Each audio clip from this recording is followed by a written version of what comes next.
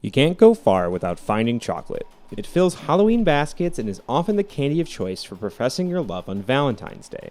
Bringing it from cacao bean to consumer-ready chocolate can be a long process and is often as much of a science as it is an art. When you look at chocolate, the cocoa mass, the brown stuff that has all the flavors, there's over 1,200 different components in that create the flavor of chocolate. Stan Kitson is the chief chocolatier at Driftless Chocolates in Paoli, Wisconsin. He started his chocolate making journey by attempting to recreate one of his favorite candy bars. I kind of got wondering, how do you do it? And so I bought some chocolate and did a little bit of reading and just started messing around in the kitchen. I spent 2-3 months every weekend working on trying to make this, and I made a mess every weekend. Kitson uses single origin chocolates for his small batch confections.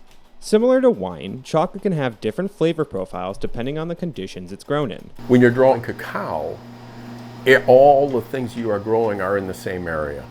So a cacao farmer is going to have a cacao plants, trees growing, but right next to them will be banana trees, or coffee trees, or palm trees. And depending on the type of soil that it's in, it could be sedimentary, it could be volcanic soil. It's going to help change the flavor of that particular chocolate. And so what we try to do is we eat the chocolate and we start to say, okay, what does this remind us of? You know, is it fruity? Is it got the floral sense to it? Does it remind you of any kind of colors? Does it have a spiciness to it? All the different things that chocolate can bring out. Once the appropriate chocolate is selected, it goes through a process called tempering. Through heat and agitation, cocoa butter crystals form, which affects the texture of the chocolate and how it feels in the mouth. Cocoa butter crystals are throughout chocolate. When you bring it to 113 degrees, the cocoa butter crystals disappear. They melt away. They aren't there.